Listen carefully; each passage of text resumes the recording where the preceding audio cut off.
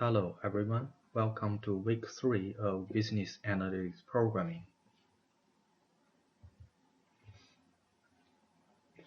In the past 2 weeks, we have introduced a variable, a list, as well as some different kind of ways to operate on the list. And today, we're going to discuss how to use a for loop to looping through a particular list.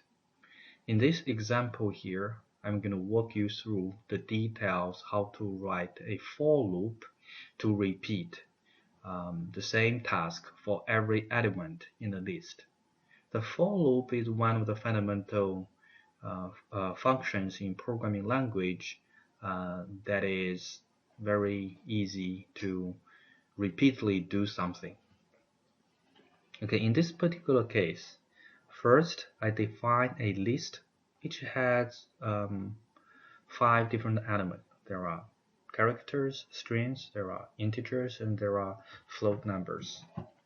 I call this list a list. And before I go to the for loop, I printed the a list, which is exactly what I want the a list to be from the first line of the code. And then in these two simple lines of code is actually finish a for loop. There are a few keywords in the for loop, and then I'm going to introduce those one by one to you. The first keywords is actually for, the for keywords. It means it's the first line of the for loop, and it means it start the for loop. And then there are another keywords which called in.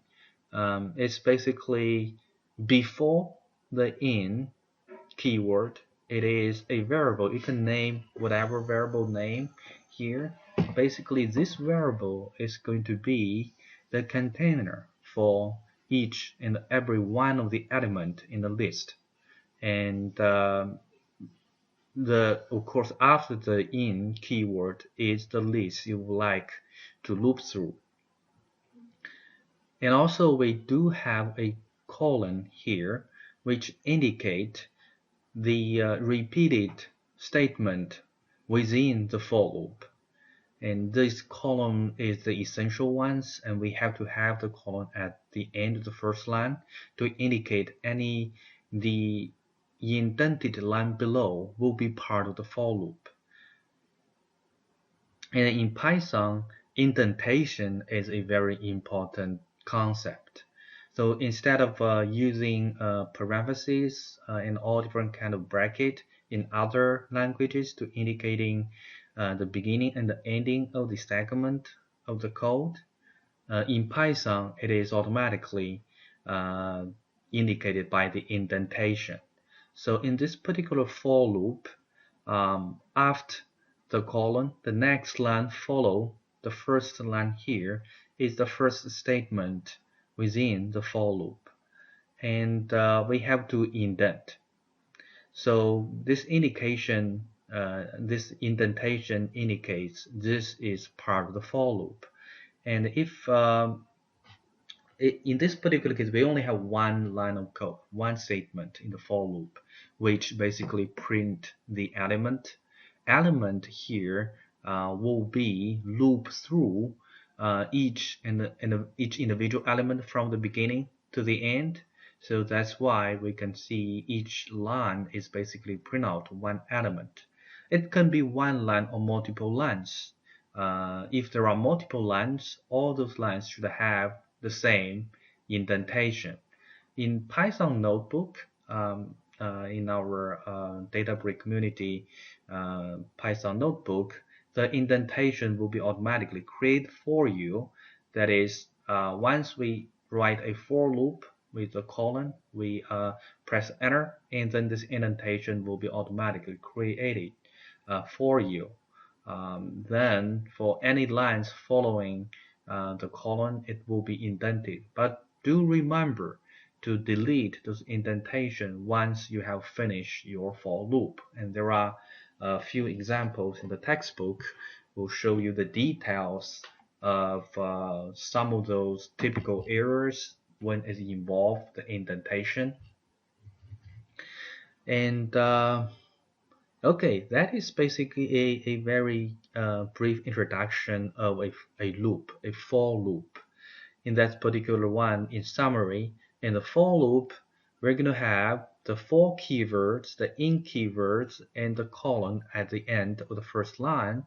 And there will be a list here, and you can create a arbitrary variable name.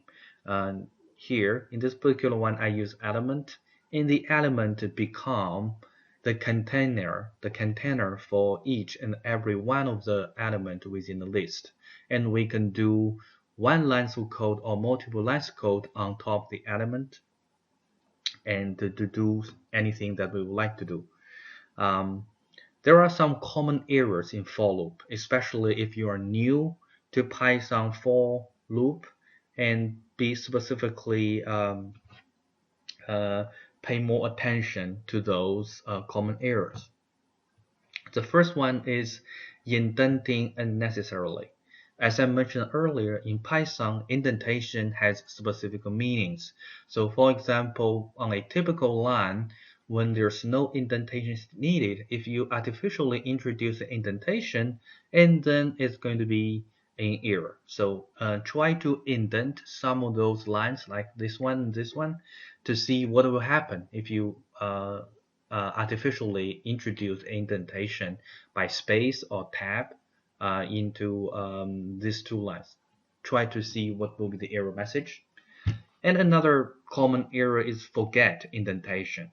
That is, in Python Notebook, this indentation will be created automatically for you, but for some other Python environment, you have to create indentation by space or type by yourself. And tab actually is not recommended as the indentation, and space is the best way to be more consistent. The third one is forget to indent additional lines. For example, if you have 3 lines of code within your for loop, and remember to indent all 3 lines of code. Though the same level indication will tell the program all 3 lines should be part of the 3 indented lines will be part of the loop. And similarly, there could be errors of indenting unnecessary lines after loop. For example, you only have 3 lines, but the 4th line is no longer part of the for loop. In Python Notebook, it's going to still automatically create a line with indentation. Remember to delete indentation, and if it's no longer part of the for loop. Another common error is the mixed use of tabs and spaces for indentation. And a common rule is we always use space as an indentation, and in some of the editors you can define the tab. For example, 1 tab is 4 space or 8 space depending on how you define that. And once you define that, anytime when you use tab, it's going to be converted to indentation. And another common error in for loop, especially for people who are new to the Python program, is forget the colon at the end of the first line. So remember, we do have a colon to indicate the start of the statement in the for loop. Okay, that's all the introduction for the simple for loop.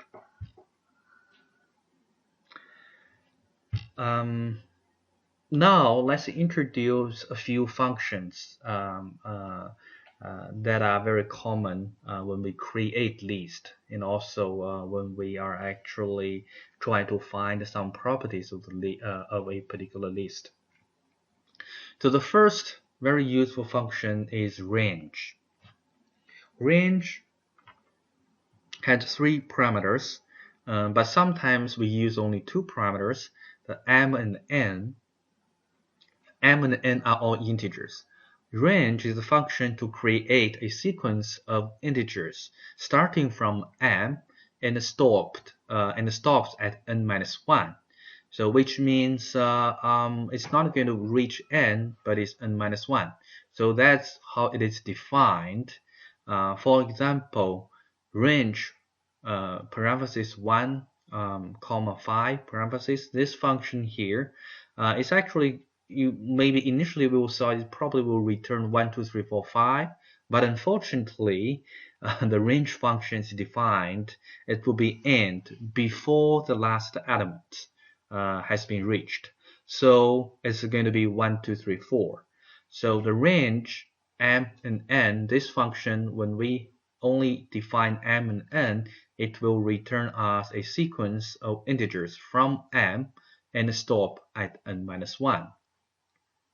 We can introduce the third parameter into the range function.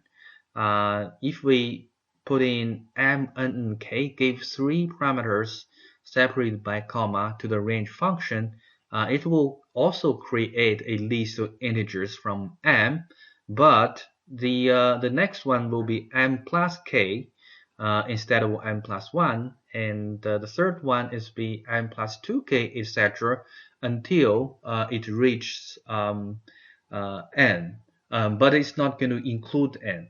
When there are k, when k are different, and sometimes it's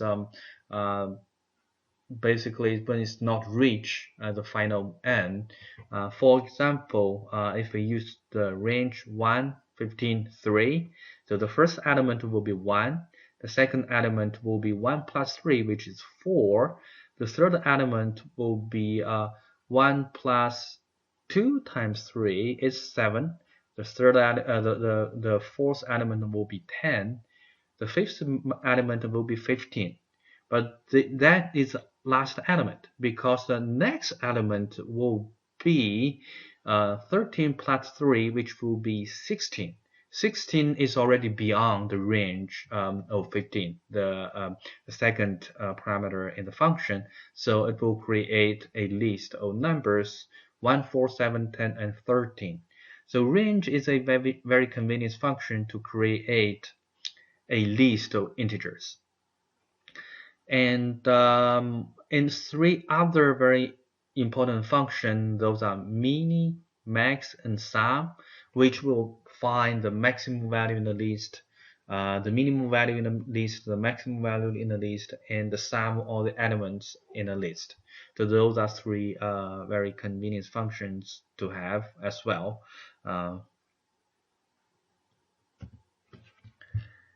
Now, let's come to the next concept of list comprehension. List comprehension is actually very similar to a for loop, very simple for loop, but it is more compact. And actually, it's just use one line of code to create a list of numbers that follow some specific rules. So in this particular example, you can find out it's very similar to the for loop. Like for example, there are a for value in range 1, 10. So in this particular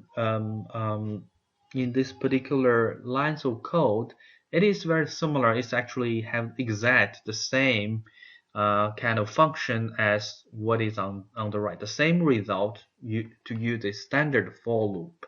So you can, in the standard for loop, is first I create a variable called number underscore list. Initially it is nothing, empty, and then I create a for loop. In this for loop, I define the list is range from 1 to 10, basically 1 2 3 4 5 6 7 8 9, and the value in this a list between 1 to 9, the value will first take 1, second take 2, etc., to loop through the whole list, and then I'm going to append value square into the number underscore list here.